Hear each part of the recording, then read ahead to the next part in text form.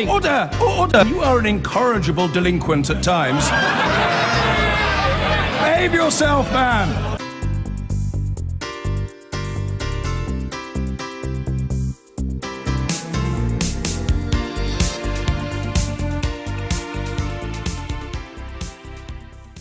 And on our panel here, the man in charge of Brexit, the Secretary of State for exiting the EU, the Conservative David Davis, Labour's Shadow Business Secretary, Rebecca Long-Bailey, the leader of UKIP, Paul Nuttall, the leader of Plaid Cymru, Leanne Wood, and the boss of Siemens UK, Jürgen Meyer.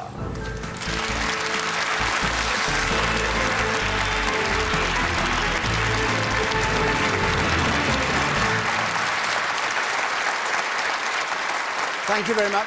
Thank you very much. And just before we start, remember, you can join in these debates. Twitter, our hashtag is BBCQT. On Facebook, search for BBC Question Time. Or if you want to text 83981, press the red button, you'll see what others are saying. Our first question tonight comes from Mark Buckley, please. Mark Buckley. Considering the recent rhetoric coming from Europe, do we need a bloody difficult woman to negotiate Brexit?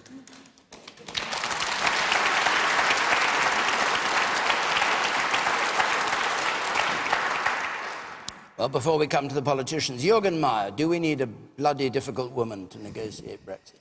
Well, I think what we need above all is we need a little bit more calm and we need a little bit more rational debate. Now, that doesn't mean that, it can't get difficult and, and clearly there are going to be difficult players on both sides. But in the end, what's going to get us through these very important and very difficult negotiations is if both sides just spend more time understanding each other's position. And that also means that we in the UK have to spend much, much more time understanding where is the EU coming from on this. We have to understand our side, and when we do that, we've got a chance of getting a good deal, and we damn well need to get a good deal.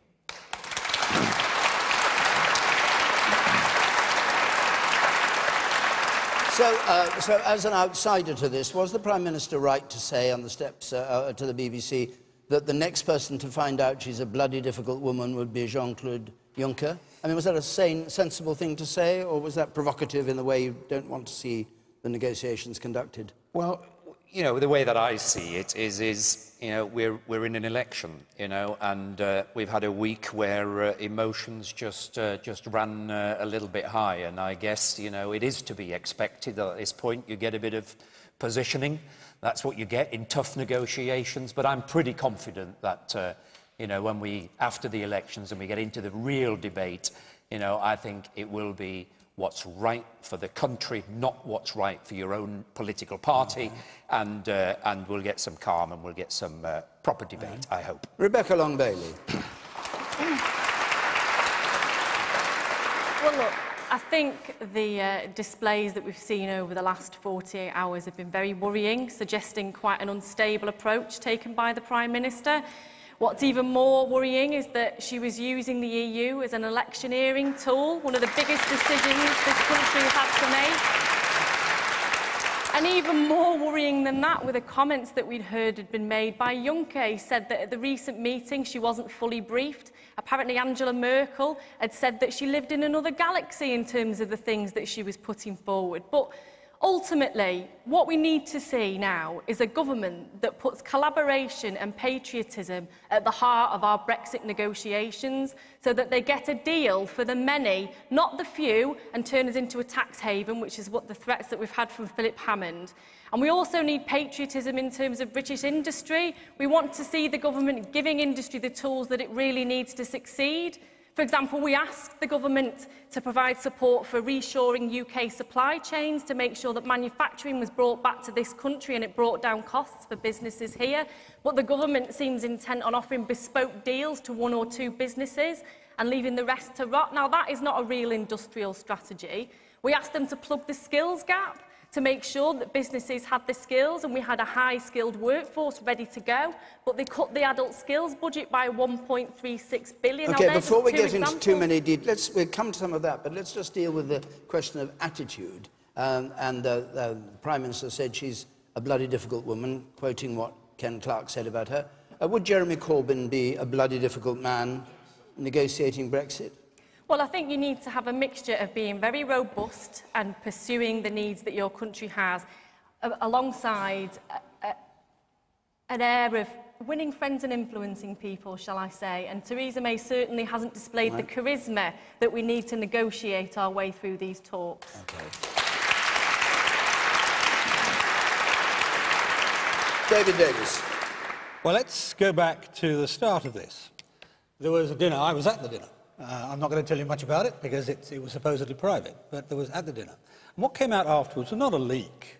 It was a misleading briefing, a deliberately misleading briefing to position the Commission in one position and trying to undermine the position of the British government. And the response to that by the government, by the Prime Minister, was we simply said, we don't recognise this. That was all. It was very polite, and for 48 hours we stuck to that. Why? Because exactly the point that Rebecca's making. We want to keep this stable and calm and sensible so we get an outcome that's good for both sides. And that's been our stance all the way through. But then we had further briefings. We're going to have to pay $100 billion. We're going to, the Prime Minister will not be able to negotiate. And eventually we got to the point where the line was crossed. I mean, clearly what was happening was the Commission was trying to bully the British people. And the British people will not be bullied. And the government will not allow them to be. So she made the point she made, and she was right to do so. Now, at the end of this, what we're aiming for is a very good deal. Jorgen's point, a very good deal for the British people, a very good deal for the British people, based on what they voted on in the referendum, taking back control of our laws and borders and money, and delivering a comprehensive free trade agreement to protect all of business, Rebecca, not just parts of it, and give us the security that we need, that we have currently with the Justice and Home Affairs. And so for all those reasons, we're very lucky we've got a bloody difficult woman, and I think we're very good.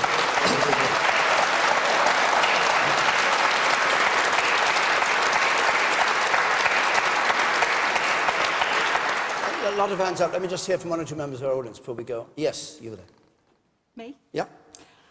I think it's a bit rich, Rebecca, you're sat there saying Theresa May wasn't fully briefed after Labour's performance on reeling out some of their policies this week. It's a bit rich.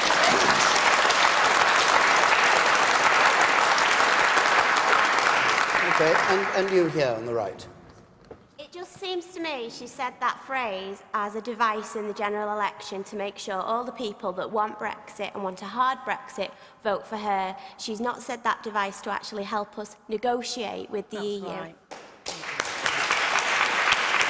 And you said at the back there. Let's hear a bit more from our audience. Yes, you said in the very back, yes. To me, the statement she came out with just actually shows a lack of negotiating skills. I thought negotiation was people sitting around the table and trying to achieve the best outcome for all parties.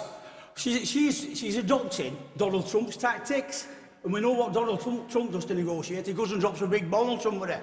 We don't want that. It won't work now with the EU, that. But what about the EU Commission President saying Brexit can't be a success and she's living in another galaxy? That's quite aggressive too. Well, she's living in another galaxy. Oh, she is living in another galaxy. For many other reasons, But she doesn't actually say anything of substance. She just comes out with sound bites all the time. All the time. And it's Goebbels, isn't it? Goebbels said, what was it? A lie told often enough becomes the truth. And we all know Goebbels is politics, don't we? Okay. Dear me. You sat there. Can Theresa May deliver on Brexit? Because she's never delivered on a promise in her life, as far as I can see. All right, well, David Davis, a brief answer from you, then I'll go to the other members of the panel who haven't spoken. Well, never delivered on a promise. She was Home Secretary over 6 years in which crime came down by 30%. I think that's pretty good promise, pretty good delivery.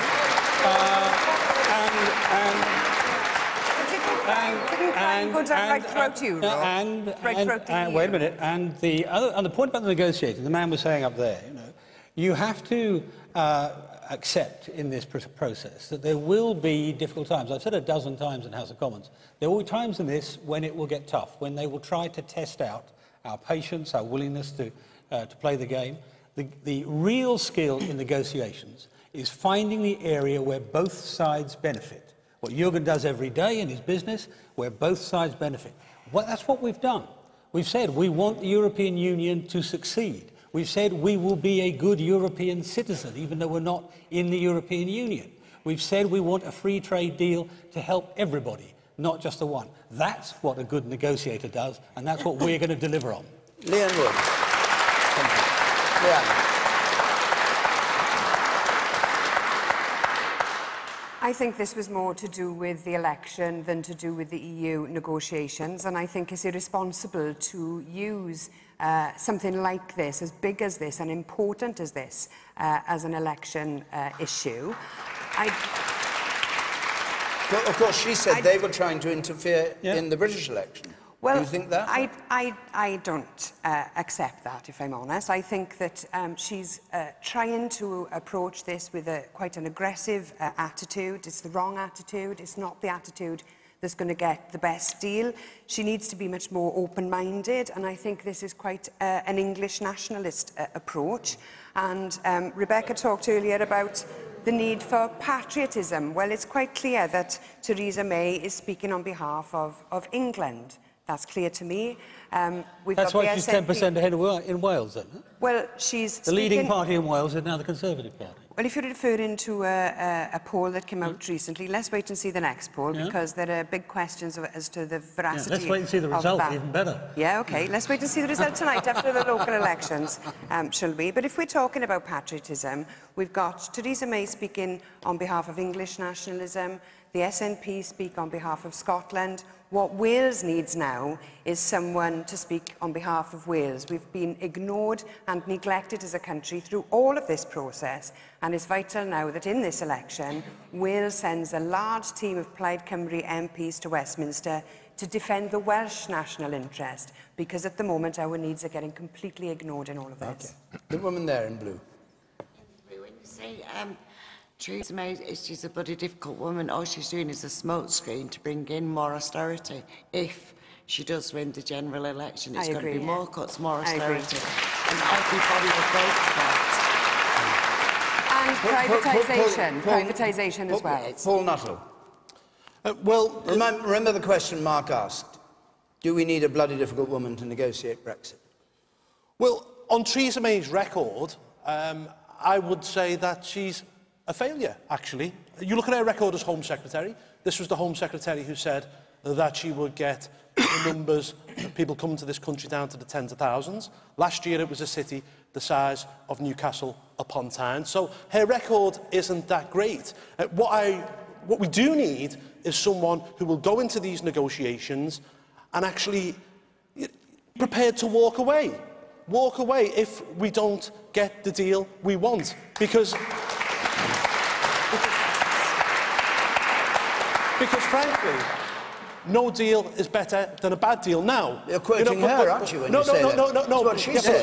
But the difference is, I mean it. I don't think she does. You know, the EU is showing its true colours here.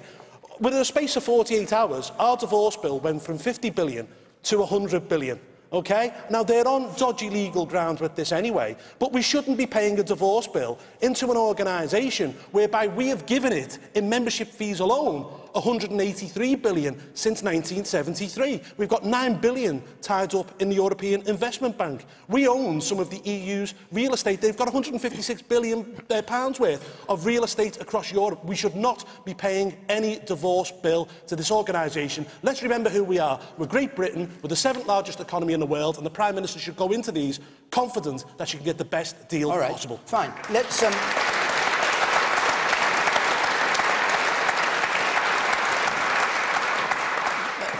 Let's stick with this, but maybe we'll come back to what went on at number 10 Downing Street, because David Davis began describing it. But Robert Langley, let's just have your question, please. How much is too much? 50 billion, 60 billion, or 100 billion? David Davis.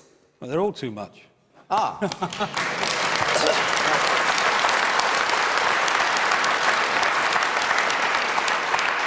So what is enough? No, I'm not, David, I'm not going to do the negotiation here. The aim of this exercise, remember, is to get a successful outcome, not just to talk about the successful outcome. I mean, in a way, Paul Nuttall's point. And we are determined to get a successful outcome for everybody, but The point he raised is actually a very good one. In the course of this exercise, which Leanne thought was perfectly reasonable behaviour by the European Union, they upped the ante from 50 to 100 with no reason whatsoever except as an intimidation play in a negotiation.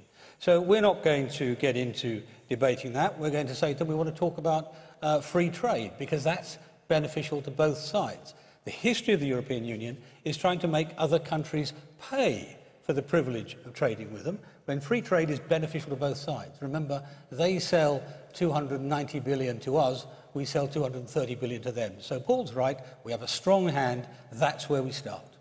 Okay. Woman up there.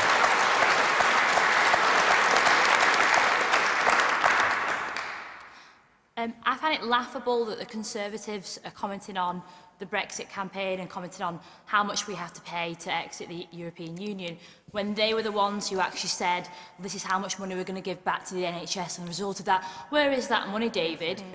Or is it just this that you're complaining about? Okay. Let's just... We may come to the NHS later on in the programme. So just to hold that for a moment, but Rebecca Long-Bailey. Well, look, I think we're living in cloud cuckoo land if we think we're going to get away without paying anything at all. I don't know what the exact figure is going to be, but this highlights the importance of having a skillful negotiator on our side in the form of a Prime Minister, somebody that can negotiate our obligations down. I'd highlight the importance of making sure that we adhere to our obligations, because let's remember we're going to be making trade deals across the world, and we have to look like a partner that keeps up our side of the bargain, otherwise nobody will want to sign any free trade agreements with us. But I also want to go back to a point David made about trusting Theresa May, and he talked about policing and how crime has fallen. In the last year, violence against the person has increased by 19%. That's the highest number on record. Let's look at some of the other obligations and promises. Hang on. Let's look at the question I asked you, which was, what is Labour's position on the 50, 60 or 100 billion? Well, as I Because say, you can talk about Theresa May till the cows come home, but people want to know what Labour thinks we need too. to ensure we are in a strong position to negotiate, and we need to make sure that we win friends and influence people, and we use our leverage. Of course, but do you have any idea of the kind of figure that would be acceptable? Well, would 100 billion be acceptable? Well, as I say, it's all part of the negotiations. So 100 might be acceptable? Well, David, is 100 billion acceptable? What figure have you just said that you're going to isn't set it? as a benchmark? What's your minimum amount? What, you want me to give a minimum amount here? That's a very good tactic in negotiation. Announce it up front, yeah. Really clever. Which I'm afraid is a demonstration. Labour have had 6 different positions on this in the course of the last 9 months. And you've got to make a decision. It's a decision not just on what's said publicly, it's a decision in personality and trust. Do you trust Theresa May to do this, or do you trust Jeremy Corbyn to do this? And that's the decision the British people will make. But come back to money. You poured scorn on the upping from 50 to 100 billion. Yeah. You would treat 100 billion as beyond the pale, would look, you? yes. Yes, fine. That's all I want to know. Yeah. So you are putting down a benchmark. Jürgen Meyer. Yeah, well, I think, we're in danger of having the wrong conversation here. At the end of the day, I think there is going to be a fee to be paid. We don't know what that is going to be. David Davies, you've said yourself, there are some liabilities that we have put upon the EU. There are some support programmes that the EU has made with us being part of them. So therefore, we have to pay for that for a period of time. Is that 50, 100 billion? We don't know. But what I would like to hear much more about is, what is the vision for this country outside of the EU?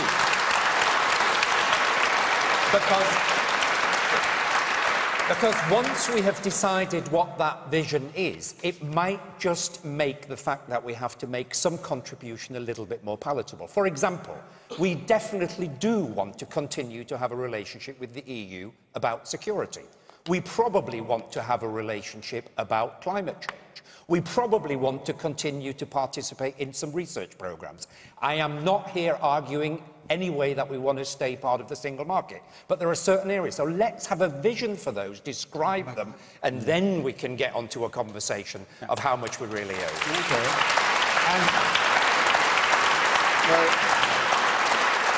On that point, David Davies, yes.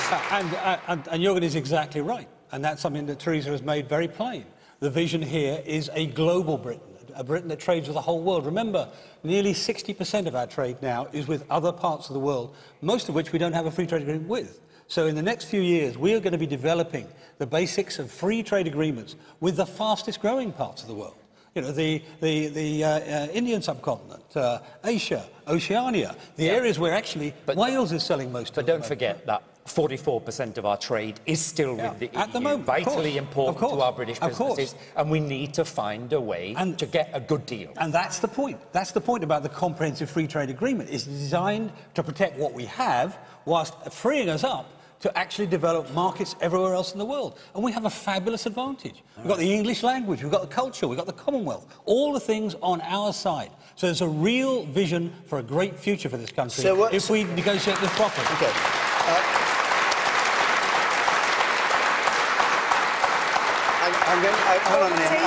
The danger is that it'll be like TTIP, the trade deal with America that was rejected, which risked opening up the NHS to privatisation, and the Tories have failed to guarantee not opening up the NHS to the markets. All right, but coming to the NHS later, as I said, I want to go to members of the audience, but David Davis, you began talking a little bit about the dinner party at number 10. It was reported that the President of the EU Commission said Brexit cannot be a success, and that Theresa May was living in another galaxy. Well, I'm not did he say that? And what did it mean? Well, I mean, it doesn't sound very promising when you at the start of negotiations. I'm not going to talk about the dinner party, as you call it, because you know, it was a private wasn't meeting. a party, you mean? It wasn't even a dinner. It was very convivial, as you saw if you watched when they came out. Everybody was joking and laughing together. So a lot of this briefing has been nonsense. But the point you made about his comment about it cannot be a success. It cannot be a success. Early on in this process, immediately after the referendum,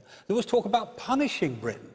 Then they realised that was perhaps not particularly acceptable to British people, and then they talked instead about Britain cannot be allowed to do better outside and inside. Frankly, that's not for them to decide. How we do outside is down to us as an independent nation standing on our own 2 feet. Don't you want to try and have a good relationship? I want to hear from members of the woman in green there. The woman in green there, yes. You man, yes. Let's hear your views. With all these billions being mentioned, with the French election and the possible Marine Le Pen getting in, you know, if there's a referendum and they come out and they do a Frexit, now what I'm wondering is, if it's a domino effect, is it the last man standing gets all the money? Okay, well, and you sound blue. Yes. Yes, you. I'm a little tired of listening to a bad Brexit and a soft and a hard Brexit. Why don't we just let these guys get on with it? It's all we hear is rhetoric in the newspaper, on the television. That's all we get. In a month's time, we're going to have a confirmation of a negotiating team. Let them get on with it, and we'll see where it takes us in 2 years' time. So we should stop talking about it? Well, not stop talking about it, but hard and soft. You know, the rhetoric isn't doing us any good. OK. You, sir? I think the fact that the EU is asking for any money for Britain undertaking a democratic exercise is frankly ridiculous, and it shows that we're dealing with bloody difficult men. Leanne Wood, 50 billion, 60 billion, 100 billion. That was the question that Robert asked. Well, that's like asking, in a divorce settlement, before you go to court, does one partner get half the house, a quarter of the house, a third of the house? I mean, the point of negotiation is to be like adults, to sit around a table and to try and sort things out without acrimony. And going into these negotiations with the attitude that the Prime Minister has got, all superior, we are better than them over there in Europe, is the wrong way to go about it. The only people that will end up with all the money in all of this are the lawyers, like they do in a real divorce. So there is a bill to pay. We've been part of a club. We've made financial commitments. We have to honour those commitments. We don't know how much that will be yet. But we do know that that promise of £350 million that was on that bus that they said would go to the NHS every week, that is the figure that they rode back on straight away. And many people that I know in the constituency that I represent back in Wales are desperate to see money go back into the NHS. All right. And they voted for Brexit on the basis of a lie. OK. You, sir. Yes. I think what we're forgetting is that David Cameron proved beyond any doubt it's the EU who won't negotiate. He came back saying he got a good deal. He got nothing. Okay. Mr Davis, not one penny. All right. And I'll take a couple more points and then I want to move on. Yes, the woman there on the gangway. I'll come to you waving at me, not because you're waving, but because you've had your hand up for a bit. You madam there. I think at the end of the day, Europe are trying to make an example out of Britain to prevent other member states doing exactly what we've done and having their own Brexit. Yeah. So you think it'll be difficult? Hold on. Where was the person with the tattoos? Yes, you sir. Until a professional outside body adds up both assets and liabilities, who can have any idea what the bill can be? Exactly. OK. Paul Nuttall, briefly, if you would. Yeah, I mean, the interesting quote of the week is from Juncker when he said that Brexit cannot be a success. And the reason why he's saying that is because they are terrified. Because if Brexit is a success and we are a beacon of light for the rest of the European Union, then France will go next, then Sweden will go, then Denmark will go, and the whole thing will begin to break up. And as for going into these negotiations, we can be confident. We have a huge trading deficit with the European Union. In many ways, they need us more than we need them. There's 6 million jobs on the continent which are dependent on British trade. Now, this might be a devious organisation, it might be a bullying organisation, but it isn't a stupid organisation. And I think people like David can go into these negotiations confident that we can get a really good deal for the British people.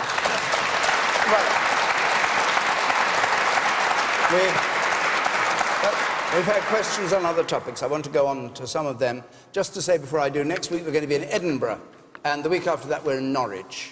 Edinburgh and then Norwich. The details of how to apply are on the screen, and I'll repeat them at the end. Now, here's a topic we've had a number of questions on. Laura Pimblett, please. Let's have your question. Why is the media refusing to portray Jeremy Corbyn in a positive light? Why is the media...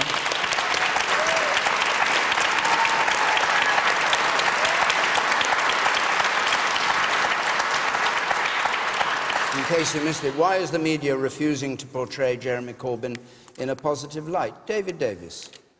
Well, I'm afraid they're reflecting a view, not just of the media, but of three-quarters of the Labour Party, who passed a vote of no confidence in him last year.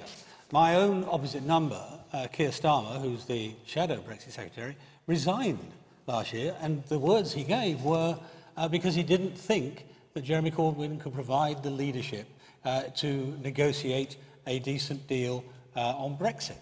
So I'm afraid what they're reflecting is a commonly held view. Now, look, I actually like Jeremy Corbyn. I took him to Washington with me when we got the release of the last British resident in Guantanamo Bay, and he was helpful on that.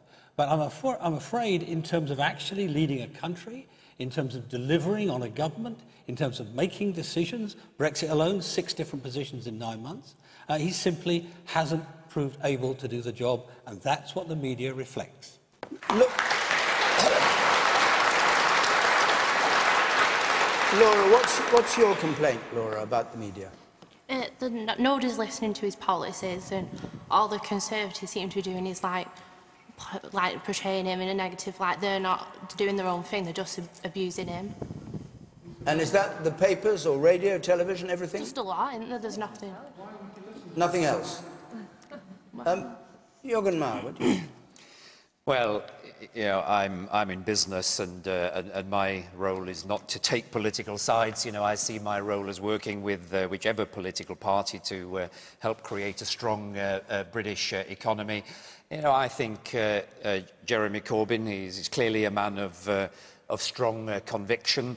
I think in terms of business, you know, what I would like to see is you know, a little bit less of the, you know, business is nasty, and, you know, you don't all pay your taxes. You know, of course, we know there are incidents of that, but the truth is that, business is a huge value creator.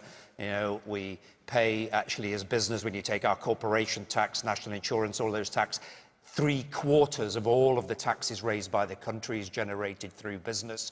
We're a very important engine of the economy, and I'd like to see a little bit more partnership of how we can work together. Yeah, but the question Laura's asked, economic growth. The question is, Laura says that the media are being unfair to Jeremy Corbyn, that they have a down on him. Do you think that's true? No, that's, I think the media, will just pick up and, anything which sells a good story. And at the end of the day, I think our audience here today and the British population is intelligent to see through that and to make their own decisions based on the policies and based on the manifestos and not what you're reading in the Daily Mail. Leanne Wood. Well, I think that the right and the far right are on the march, not just here in the UK, but in other parts of the EU as well and in America. And I think the media are reflecting that. And anyone who's not on the right or the far right seems to be getting it. My colleague Nicola Sturgeon is getting a hard time as well. She's been described as one of the most difficult women in politics, and I think part of that is around the way the media portray her. I'd like to see a more balanced media, more balanced ideas. I think social media can help with some of that because it's not going through a filter. But I don't think the leader of the Labour Party is helping himself by refusing to participate in the electoral TV debates if the Prime Minister doesn't turn up. I think they should be both empty-chaired if they don't show. But what they're doing by refusing to turn up is turning down that platform to put across your policy ideas, reducing the range of opinion available to people. There are large numbers of people who watch those television debates that might not access politics in any other way, and I think it's important for democracy that they go ahead with the full range of opinion that's available. Okay. One there. I'd like to say, I voted in the last general election, I'm voting in this general election, and I'd like to say Jeremy Corbyn really turned my head to politics. He speaks about what's real. I don't think it's a case of the press being against him. I think it's just a case that no one's reporting what Labour's actually standing for. People are voting for personalities and lies rather than policies. It's really sad. Okay. Rebecca Long-Bailey, the question is the media refusing to portray Jeremy Corbyn in a positive light, but you might just pick up first on what Leanne said about he's not doing himself much of a service or politics by refusing to debate with other party leaders. What's your view of that? I mean, I'll be honest, I think it's been a struggle in the media, certainly since Jeremy was elected leader of the party. I think the media have focused on divisions and people arguing with people within the party rather than actually reporting on our policies. And we've got a fight on our hands in this election. We're fighting for every single vote. And whilst Theresa May is refusing to do TV debates and having staged managed events where she only invites Tory party supporters, Jeremy is on the stomp all around the country, delivering our policies and showing how he will transform Britain. Because this election is a choice. It's about having a Britain for the many, which is what the Labour Party believes in, where wealth and prosperity is shared, or it's a Tory Britain that only looks after a privileged few. And to come back on the point about business, do you know, it breaks my heart to hear you say that, because we've been fighting to get our business message out there. We were at the front of the queue when it came to business rates. We were talking about how businesses were really being pushed to the edge of a cliff. We asked for manufacturing industries and other industries to be given support in the exemption of plant and machinery to grow their businesses, because we think that government and business in collaboration can deliver the future that Britain needs. It will deliver the high-paid, high-skilled economy that these people need. Sorry, you didn't answer why he won't debate, even though Theresa May isn't there in the studio. Why won't he debate with the other party leaders to get his ideas across?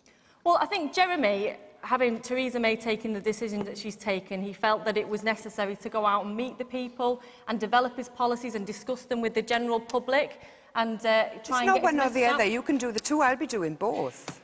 I'll be going out meeting the people. I think we're the official opposition. We're the only chance of getting rid of this Tory party. And Jeremy felt that in order to get a fair hearing We needed to have a debate with Theresa May. So if Theresa May comes to these debates, and I agree she should, because I think the British public deserve to hear what she's got to say, and she needs to be held to account, then Jeremy will be there as well. All right. You. Yes, politicians need to stop the mudslinging. They quote this week, mutton-headed old mudwump. Does nobody any favours, it grabs headlines. But what it does do is it sets bad example to children. We tell them not to bully, and yet you're bullying each other. In the midst of all this, we're losing the debate about the policies because the press are just picking up on the mudslinging backwards and forwards. There's nothing reported about the policies, and we need to hear the policies in an adult, grown-up conversation and debate. Stop those debates are important. Yes, you're on the gangway, yes. Without debate, there can't be any scrutiny. Exactly. Now, Theresa May has refused to debate Jeremy Corbyn. Silly sound bites are no match against honesty and integrity. Do you think that's why Mrs May will not debate with Jeremy Corbyn on TV? Because she does not have any policies. But she will, on the other hand, as far as we know at this stage, and it's not certain, debate with a question time audience. So she will argue her case with you, and you, and you, and you. No. Why won't she debate Corbyn then? OK, I don't know the answer to that one. Thank you. You said in the middle. Yeah, Yes. I think my concern, and I think a lot of people in the country, we like to see Jeremy Corbyn because he will answer a question. All I've seen of Theresa May is dodge, dodge, dodge. She hasn't answered anything directly. I mean, the BBC interview the other day. Why can't we have politicians that will give us a direct answer, like Jeremy Corbyn? Paul. Yeah, do you know, I sort of feel sorry for Jeremy Corbyn, I have to say. I think he's an honourable and principled man. I disagree with his principles, and the problem that he's got is, although the press or the media are plunging the knife in his chest, his own party are plunging the knife in his back all the time. So he goes on. So he goes on television, and they're in an awful muddle, you know, to talk about something like Trident, and then he's being contradicted about an hour later by other members of his shadow cabinet. The problem that you've got with Labour at the moment is that it is completely split. You've got the Blairites who want rid of Corbyn. You've got Corbyn himself, who is in effect a throwback to a bygone era. But at least with Corbyn, you've got a clear choice in this election, because unfortunately what happened with politics during the Blairite era is that everyone rushed to the centre. I mean, there's a clear choice with Jeremy Corbyn as leader of the Labour Party, and I've mentioned Tony Blair. You know, you can give me 10 Jeremy Corbyns over any Tony Blair any day.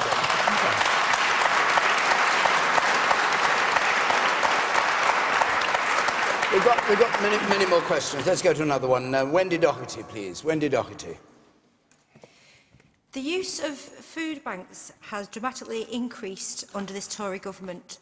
Should we hang our heads in shame that as one of the richest countries in the world, people are queuing for food?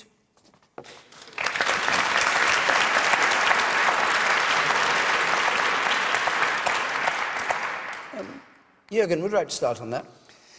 Yeah, well, I mean, the answer is it's you know, it's a real quite a tragic situation, isn't it? That we've not been able to raise living standards, and we have more in-work poverty than we have had before. However, you know, we need to find a solution to that, and this is definitely an issue where, you know, we need to really raise above party politics, and there is a really, really fundamental issue here. And that is that we have, for decades, actually not focused on what is it that generates wealth in this country.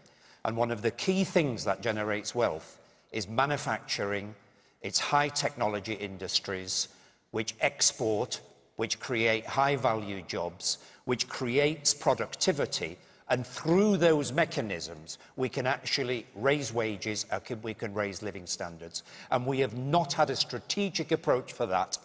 which has to be long-term, so it has to be across governments for a very, very long time, and we need a much, much stronger focus on that, and only through that can we start raising living standards again.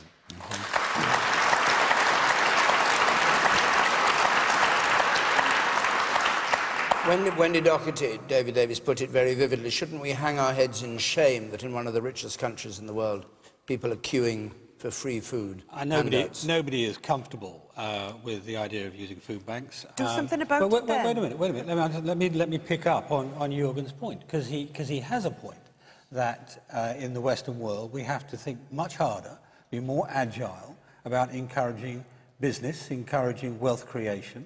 And that's what Theresa May, actually one of the unique things about her, in terms of a leader of the Tory party, is she believes in industrial strategy. Yeah. She believes in creating the foci for development, the innovation, the research, apprenticeships, all of these things central to her approach to conservatism. So at one end, you have that. You can't do it without the wealth creation.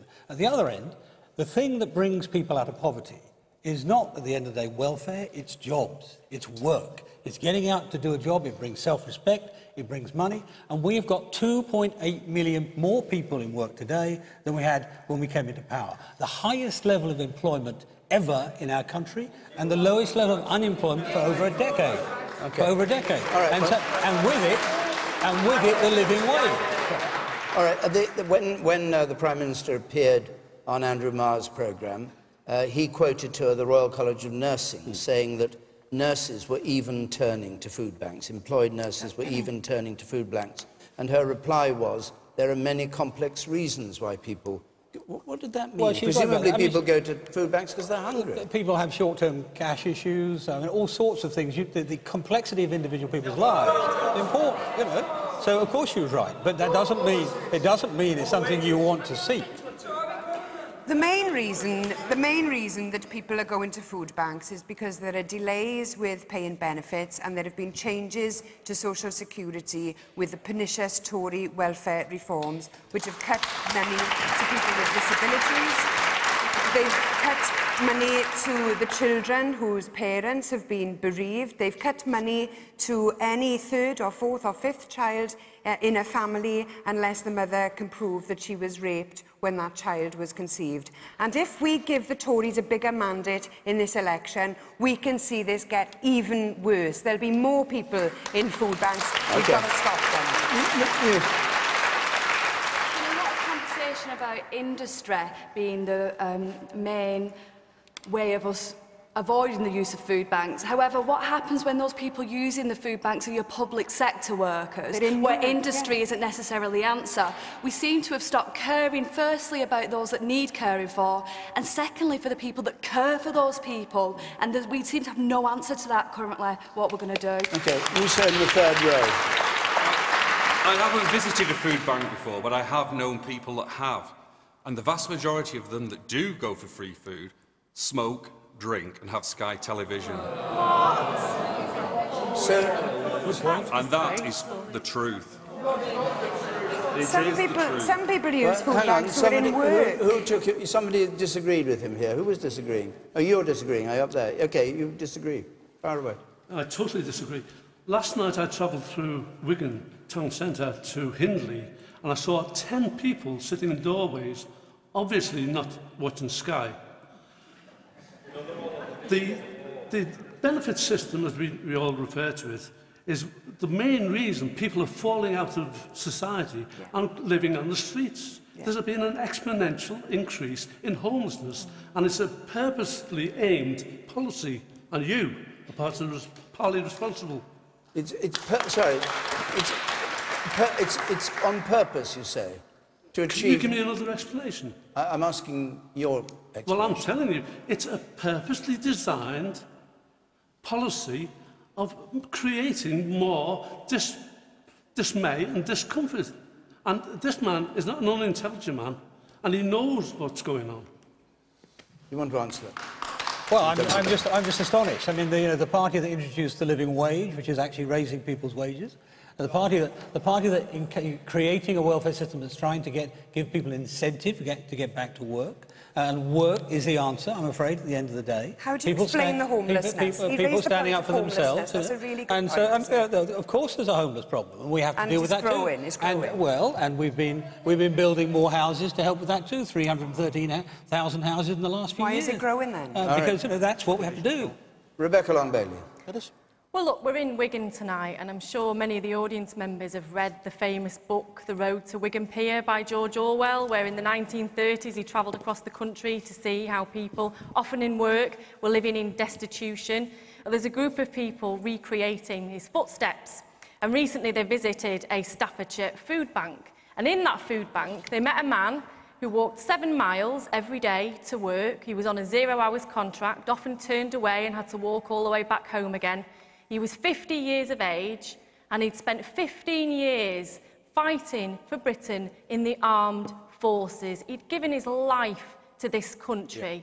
Now, is this the kind of Britain he deserves, where he's forced to rely on charity? I think it's absolutely shameful that we have food banks on our streets, that we aren't building an economy that will keep people sustained, that we've got a government that hands out tax breaks to a wealthy elite whilst cutting the benefits for the most vulnerable in society. And I agree wholeheartedly with the comments made about investment in business and industry to create those high-paid, high-skilled jobs of the future. But unfortunately, this government isn't delivering that. We're one of the lowest countries in the OECD in terms of investment in industry and innovation, at 1.7% of GDP. Our competitors around the world are on 3%. So to deliver the economy that this country deserves and to share the wealth equally around the regions and nations, we need to elect a Labour government so that we can invest in our future.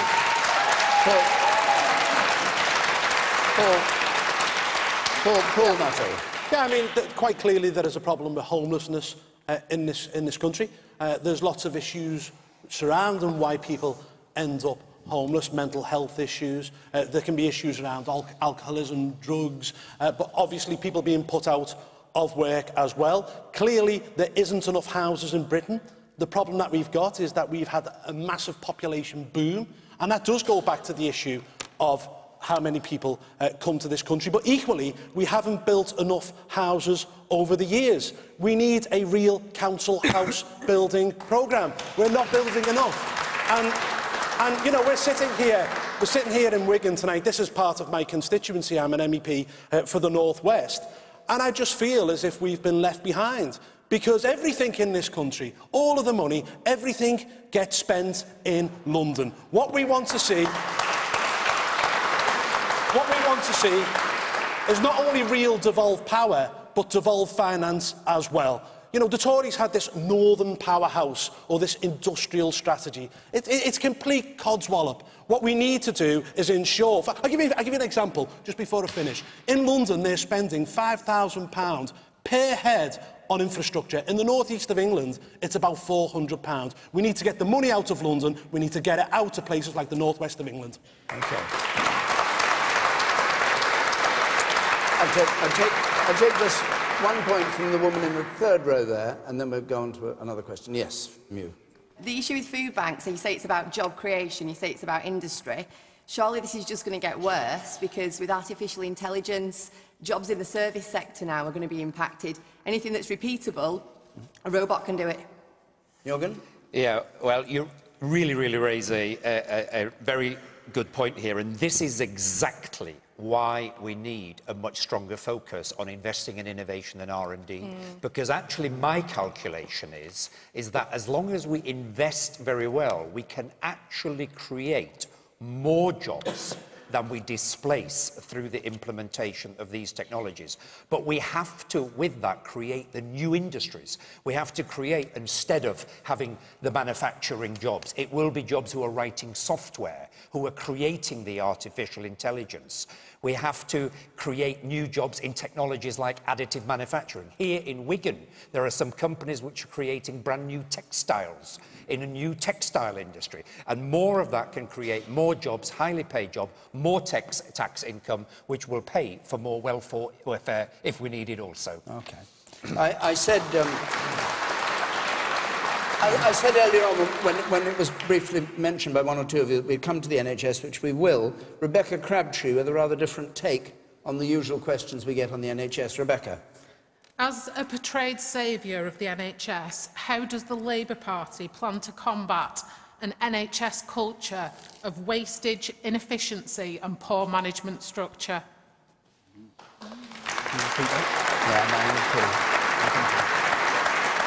Okay, it's a question that everybody round this table must face. Paul Nuttall, what do you say to it? Well, you were talking just now. No, go on, you start. No, go on. All right, you first. David Davis. While you have a chance to think, Paul. Well, the question is, obviously behind Rebecca's question is that the NHS has a culture of wastage, inefficiency and poor management. That's your point, isn't it? Yeah. It's no good just putting money into it. Well, I mean, you've got to start by putting money into it. I mean, the simple truth of the matter is people are getting older, the demands on the health service are getting greater, you have more high-tech medicine to be delivered, which is expensive, so you do have to put money in, and that starts, I'm afraid, back with the economy. If you don't deliver the money, if you don't have enough money created in the economy, you can't do it. Then we put the money in. We put in 10 billion so far. We're talking about your 350 million a week, whatever it is, 10 billion, which is more than the Labour Party actually promised at the last election. And out of that, in truth, to be fair, I mean, talking about inefficiency, the health service is actually delivering, according to independent reviews, better major care, better outcomes than 3 years ago, 5 years ago, 10 years ago. So I think we should be fair to the health service. It is doing a very good job. It still is a world leader in many respects. Now, beyond that, we've still got to keep innovating. And we've got a proposal, sustainability and transformation partnerships, which we are proposing, which will actually improve delivery on the ground. Labour are opposing it, even though they supported it 6 months ago, but that sort of reform will deliver better outcomes again. They're improving already, but they will improve even further. Rebecca, you come back to your question. Yeah, I think you're missing the point that just putting money into something is not the solution. A lot of the money is being wasted because we haven't got enough nurses, we haven't got enough midwives, and the money is being wasted on agency staff who get paid approximately 3 times the wage that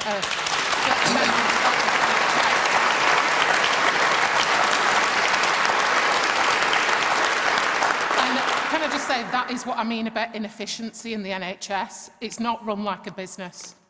It's not run like a business. Rebecca Long-Bailey, you say you'd put in money into the NHS, but it's not run like a business and the money will be wasted. That's what Rebecca said. Well, there's been a narrative put out about the NHS for some time in terms of inefficiency and wastage. And of course, there can always be changes made to make systems more efficient, etc., etc. But it seems it's come out of Jeremy Hunt's playbook. Let's remember he co-authored a book that called for the privatisation of the NHS. So we know where the rhetoric's coming from and we know what his agenda is. And the simple fact is this. The picture of the child lying on 2 plastic chairs in an A&E corridor haunts me, and it haunts many people in this audience, I'm sure, because that's the extent of the NHS crisis. We've got over 1 million vulnerable people who can't look after themselves because of cuts to social care. And let's remember the crisis was of this government's making. They were setting it up for privatisation. They orchestrated a top-down reorganisation, which was a waste of money. It cost £3 billion, and there hasn't been a positive outcome at the end of it. Can you point to any privatisation? £22 billion in efficiency savings. They cut £600 million from mental health and £4.6 billion from social care. They are driving into the sea. Can you answer David Davis' question? Can you point to it? Because you see, the rate of use of non-NHS healthcare was much higher. The growth rate was much higher under Tony Blair's Labour than it has been under the Conservative and coalition governments. So how can you point to this as supposedly some sort of privatisation initiative? Look, Jeremy, there are no your facts. health sector's There are no been facts behind your clear argument. on this, David. I'd read the book if you haven't had a look at it already, I'm because looking at it the points facts. towards I'm looking at the creating an facts, not history. American-based insurance system that's privatised. And we haven't got it. That's not Well, what we that's have. what We your have a party's healthcare pushing system towards, in this I'm country. afraid. I mean, the lady quite properly raised the issue of the demand on the health service, 11,000 more doctors, over 12,000 more nurses and midwives since we've been in power. That's not been a privatisation, that's been public money put in for public service, delivering better outcomes for people for suffering major diseases. Jürgen, please. Well, I watch this programme pretty much every week, and it seems like we have the same debate every week. And I don't think we're going to resolve it by saying, you know, we need to throw many more billions into the service, which is exactly the point that you are asking. I think there is a fundamental issue here, and when I compare the national health system here to that I've experienced in Germany and Austria, a fundamental difference is that we just do not put the focus on preventative health. And what that means is that our hospitals, our health service is just overloaded so that they don't have any time to actually sort out their efficiencies, which is your point. Now, I do think there is a solution here, and the solution is potentially happening right here in Greater Manchester. And here is going to be one of the first devolved city regions where there is going to be the funding for both social care and the national health system is going to be under one responsibility. And that is the first time that there will really be an incentive in the system to make sure that we do more preventative medicine, to make sure that people don't end up in hospital and don't end up with the actual social care, aftercare type of issues. Okay. And I think that's the way that we've got to go to get more efficiency. A very brief point. Yes. The woman in... Yes, sir. The NHS has as its workers, and that is the only thing that this government is not putting money into. 1% pay rise again this year. That's for the last 7 years we've had 1%, which is devaluing nurses' wages. It's encouraging people to go on banks and to go into agencies to leave the country. Right. Okay. You have a shortage of doctors and a shortage of nurses, but you will not give us a pay rise. That's Paul Nuttall.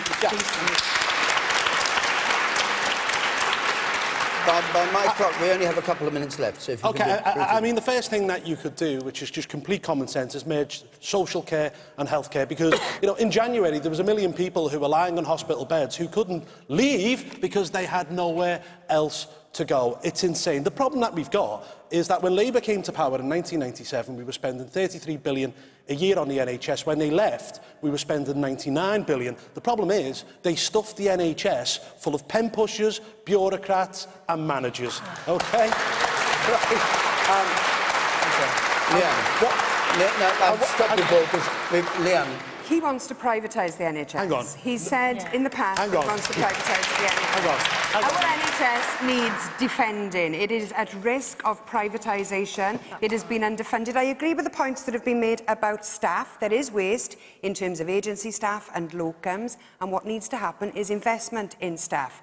Isn't it interesting that those on the top of the pay grade get decent pay increases, while those at the bottom are the ones who've had the pay freeze? OK. Very quickly, because we've had 30 seconds left. Yes, you. I think a lot of the problem is this streamlining that they're trying to do with the NHS now. Like that little boy, who knows, he might have been waiting for a bed in another district general because there was no bed in his hospital that he was in the A&E for, because they've closed paediatric inpatient beds at that hospital and moved it to a different one, and they're waiting on an ambulance to transfer him. This is the streamlining that's causing backlog of patients in A&E, which is causing the press. OK, and a brief point at the very back there, and then we'll stop. Yes. I think the main issue that we've got, and we're just bypassing it completely, is the amount of people that are actually in this country. We are a very tiny country with too many people in, and the funding with the NHS does not recognise that. So as Paul just noticed then with the Labour with Tony Blair, who opened our borders, and that rose dramatically, so how are we going to do that? You're more likely to have an immigrant. You're more likely to have an immigrant living here. But Leanne, that is your point. So much pressure. That's why they don't want to work in the NHS. They don't want to work in that sector. No, you can't come back. We've got a shortage of doctors. We need more immigrant doctors to come and work in our